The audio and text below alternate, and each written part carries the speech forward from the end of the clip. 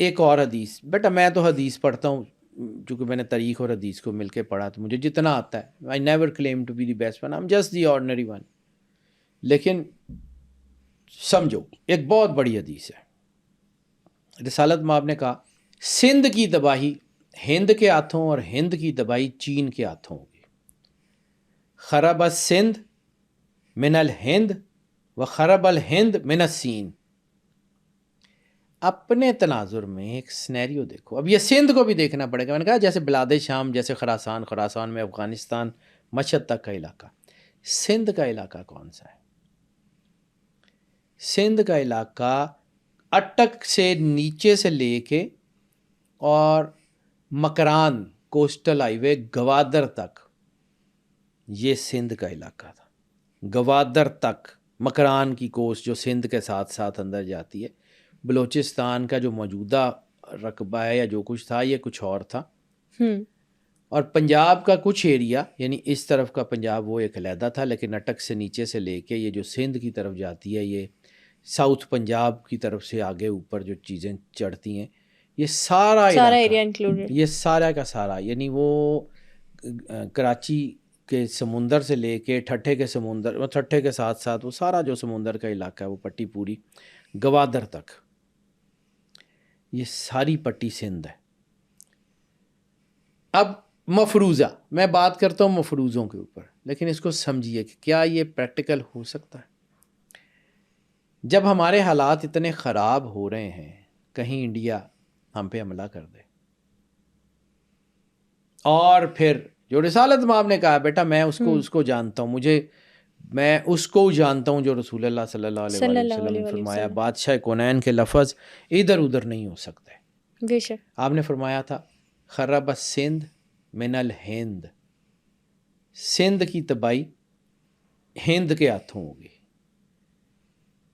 گوادر سندھ کا علاقہ اس طرف، یہ سارا ہماری سی پورٹس جتنی بھی ہیں، دو ہی ہیں نا، کراچی کی اور گوادر کی، ان دونوں پورٹس کے اوپر حملہ ہو جاتا ہے. اور پھر سی پیک اور چائنیز انویژن. چائنا کو میں نے آپ کو ایک بات کہی تھی، یاد کرو، میں نے آپ کو کہا تھا کہ اگر گلگت بلتستان کے یا گوادر کے حالات خراب ہوئے، چائنا کو لا محالہ اسے جنگ میں اترنا پڑ جائے گا.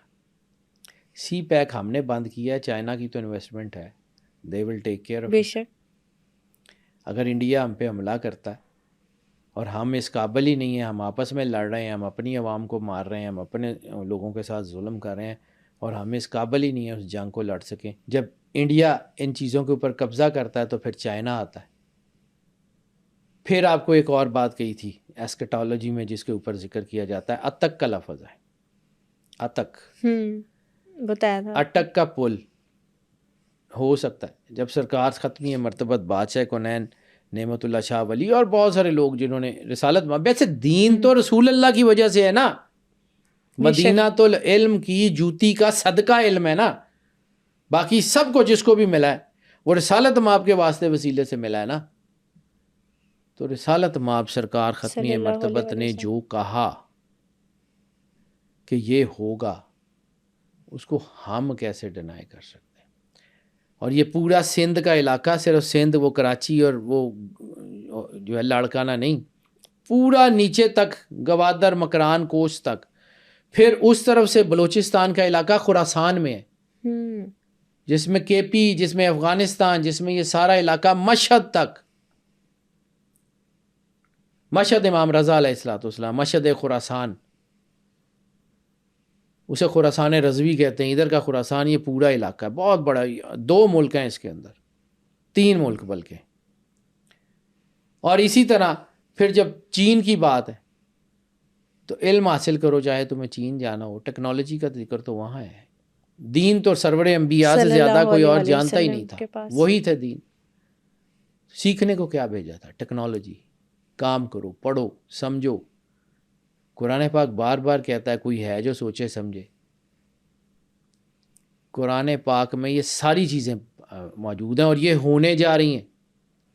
رسالت مآب نے کہا تھا دنیا 2 خیموں میں بٹ جائے گی، 2 خیموں میں بٹ جائے گی، اور تم میں کوئی خیر باقی نہیں رہے گی. آج ہو گیا سیگریگیشن ہو گئی ہے، دنیا دو خیموں میں بٹی ہوئی ہے، دو ہے. یہ دو خیمے کس طرح سے آپ نے ان کو پارٹ کیا؟ اینٹی کرائسٹ اور کرائسٹ. ایک عیسیٰ علیہ السلام کی طاقتیں ہیں جس میں امام مہدی علیہ السلام لیڈ کر رہے ہیں، اور ایک اینٹی کرائسٹ کی طاقتیں ہیں جن کو ایلومیناٹیز لیڈ کر رہے ہیں. دنیا خیر ختم ہو گئی. پھر سرور انبیاء سرکار ختمی مرتبت بادشاہ کونین نے فرمایا کہ تم پہ آسمان سے آگ برسانے والے تیر برسیں گے اور تمہارے شہروں کے شہر غرق کریں گے. تو آگ برسانے والے تیر وہ 1.25 فٹ کے 2.5 فٹ کے جن کے اوپر وہ کپڑا لپیٹ کے آگ لگائی جاتی تھی، یا یہ بلاسٹک میزائل، یس، شہروں کے شہر غرق کریں گے. تو بیٹا ہمیں سوچنا پڑے گا، ہمارے اپنی صفوں میں اتحاد کرنا پڑے گا. لیکن آج اگر میں یہ ساری باتیں کر رہا ہوں نا تو میں مایوس نہیں ہوں. جو علامہ اقبال نے کہا تھا، ذرا نم ہو تو یہ مٹی بڑی زرخیز ہے ساکی. نہیں ویران نہیں مایوس اقبال اپنی کشت ویران سے، ذرا نم ہو تو یہ مٹی بڑی زرخیز ہے ساکی.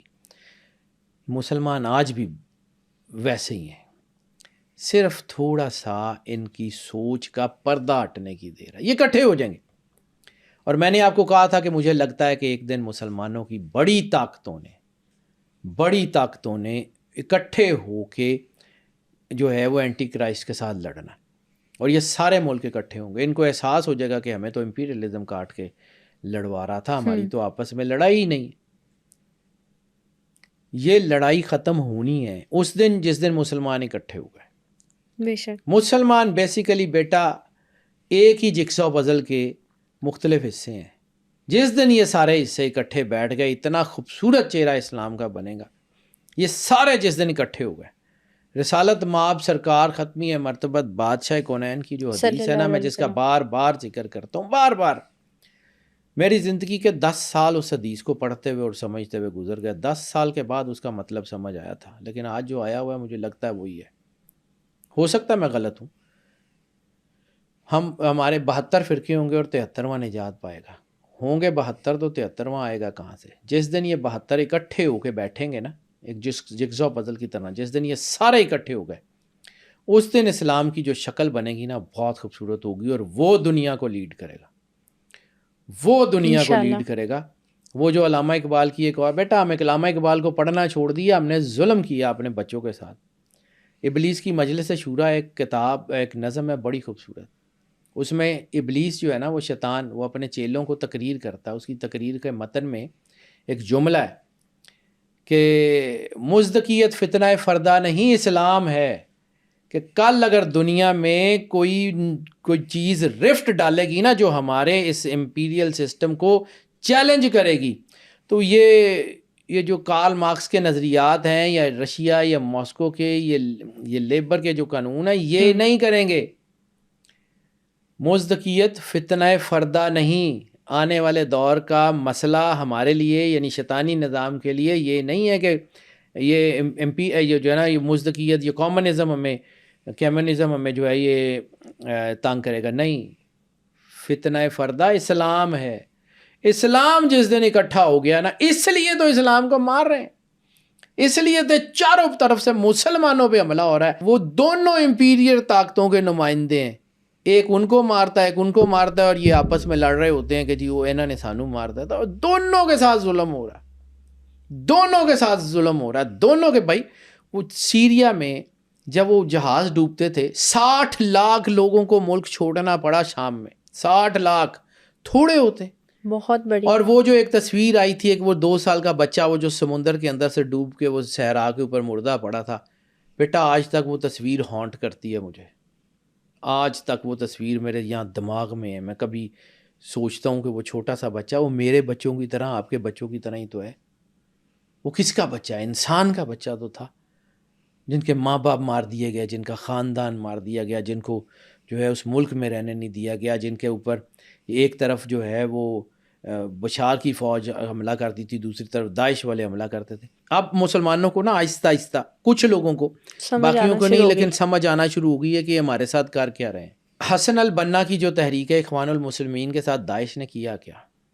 ایک تو ان کے بندے مار دیے، مرسی مار دیا، سارے لوگ مار دیے، سب لوگ جو ہے ان کو اتنا پیس کے رکھ دیا کہ وہ دوبارہ اٹھ نہ سکے. اس کے بعد جب 2016-17 میں داعش نے قبضہ کر لیا تھا تو داعش نے پوری دنیا کی یونیورسٹی سے ریکویسٹ کی کہ ہمیں جو آپ کے بڑے تھنک ٹینکس مسلمز ہیں نا وہ دیں. بڑے تھنک ٹینکس، ہم اس پوری اسٹیٹ کا جو ہے وہ دستور بنانا چاہ رہے ہیں، ہم اس دستور جو ہے نا اس کے اوپر اس کو ایک جو ہے وہ ایک طریقے سے آگے لے کے جانا چاہ رہے ہیں. پوری دنیا کی بڑی یونیورسٹیز کے پروفیسر لیول کے لوگ جو کہ اس وقت کے سب سے زیادہ پڑھے لکھے لوگ تھے، 1000 سے زیادہ، 1057 یا 1097 وہ لوگ عراق اور شام میں داعش کے پاس آئے.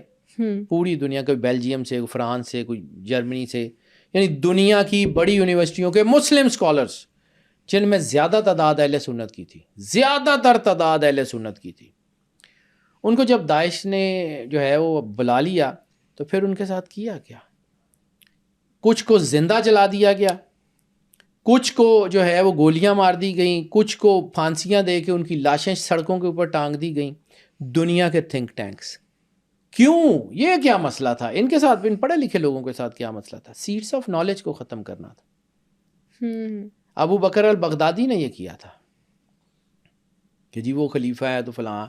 اور پھر دنیا کی یونیورسٹیوں میں، آخر وہ یونیورسٹیوں کے لوگوں کو پتہ نہیں تھا کہ وہاں پہ ان کو بھیجنے کا مقصد کیا ہے، تو ان کی یونیورسٹیوں نے ان لوگوں کو وہاں بھیجا اور پھر ان کی ذمہ داری بھی نہیں لی اور یہ قتل کر دیے گئے، بے دردی کے ساتھ قتل کر دیے گئے 1000 سے زیادہ لوگ، اور پھر ان کے اوپر بات بھی نہیں کی. یہی میں آپ کو کہہ رہا ہوں نا کہ دنیا کا میڈیا کنٹرولڈ ہے، وہ جو آپ کو دکھانا چاہتے ہیں وہ دکھاتے ہیں، جو نہیں دکھانا چاہتے وہ نہیں دکھاتے. ایک چیز کو کہتے ہیں کہ جی وہ اسٹیٹ کے مخالف تھا اور اس کو ہم نے مار دیا، اور دوسری چیز کو کہتے ہیں کہ جی وہی بندہ کہ جی وہ بڑا ظلم کر رہا ہے، وہ فلاں ہے، کیونکہ وہ ان کو سوٹ نہیں کر رہا ہوتا. دونوں پارٹیز ہی نہیں کی ہیں، دونوں پارٹیز امپیریلزم کی ہیں. امپیریلزم بہت بھیانک ہے. وہ علامہ اقبال بیٹا مجبوری ہے، ہم نے علامہ اقبال کو چھوڑ دیا. دیو استبداد ہے جمہوری کبا میں پائے کوب، تو سمجھتا ہے یہ آزادی کی ہے نیلم پری. تو یہ جو ہمیں ڈیموکریسی دکھائی جاتی ہے، یہ ڈیموکریسی ہمارے ساتھ وہی امپیریلزم ہے جس نے وہ استبداد کے دیو نے وہ اوپر سے وہ جو ہے وہ بڑے اچھے بڑے خوبصورت سے کپڑے پہنے ہوئے، اندر سے وہی بھیانک چہرے ہیں ان کے. وہ کہیں کے بھی ہوں، سارے ایک ہیں. جس دن مسلمانوں کو سمجھ آئی کہ انہوں نے کیا کیا، اس دن مسلمان دنیا کی بہت بڑی طاقت بن کے کھڑے ہوں گے. کوئی روک نہیں سکتا ان کو، اور یہ بھی ہونا ہے انشاءاللہ. جس طرح مجھے پتہ ہے کہ یہ گریٹر اسرائیل کا بننا ہے. اس کے بعد پھر رسالت مآب نے سرکار ختمی مرتبت نے بادشاہ کونین نے فرمایا تھا نا کہ تم کامیاب ہو جاؤ گے. 3 لشکروں کا ذکر ہے، عراق کا، شام کا اور یمن کا. ابھی تو یمن کا کام آنا ہے، ابھی تو عراق اور شام کا آپ نے دیکھا ہے. یمن نے کیا کرنا ہے، وہ انفارمیشن کہ وہی یمن وہ چھوٹا سا. ایک اور حدیث ہے سرور انبیاء سرکار ختمی مرتبت بادشاہ کونین کی، آپ فرمایا تھا کہ تم دیکھو گے کہ وہ لوگ کہ جن کے پیروں میں جوتے بھی نہیں ہوں گے، وہ دنیا کی بہت بڑی بڑی طاقتوں کا ناک زمین پہ رگڑ دیں گے. یمنیوں نے امریکہ کے جو بحری بیڑے جن سے دنیا ڈرتی تھی غرق نہیں کیے. وہ جو ان کے ایئر کرافٹ کیریئر تھے کہ وہ کہیں بھی آ جائیں تو دنیا ڈرتی تھی کوئی ان کے پاس ایٹم بم ہے اور یہ تو ہمارے اوپر حملہ کر دیں گے اور فلاں کر دیں گے. ایسے کیا وہ غرق نہیں ہوئے؟ اس کی کتنی خبر لگی، 1 دن 2 دن خبر لگی، اس کے بعد ختم. میں پھر کہتا ہوں، میں بار بار ایک ہی بات اسی طرف گھما پھرا کے وہی بات کر رہا ہوں کہ ہمارے سے زیادہ ان کو پتہ ہے کہ رسول اللہ سرکار ختمی مرتبت بادشاہ کونین نے کیا کہا ہے. انہوں نے کہا، انہوں نے سنا نہیں ہے کہ غرقد کے درخت جو ہیں وہ یہودیوں کو پناہ دیں گے. تو کتنی میسو پلانٹیشن انہوں نے غرقد کی کرنی شروع کر دی.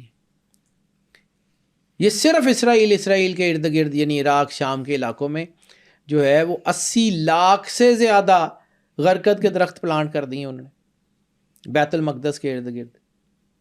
بیت المقدس جو ہے اس کے بارے میں قرآن کہتا ہے کہ وہ علاقہ ہے جس کے ماحول کو ہم نے برکت دے دی، اس کے ارد گرد کے ماحول کو برکت دے دی. تو بابرکت علاقہ ہے وہ، اور وہ چنے ہوئے لوگ ہیں فلسطین کے، وہ چنے ہوئے لوگ ہیں جو جنگ کر رہے ہیں.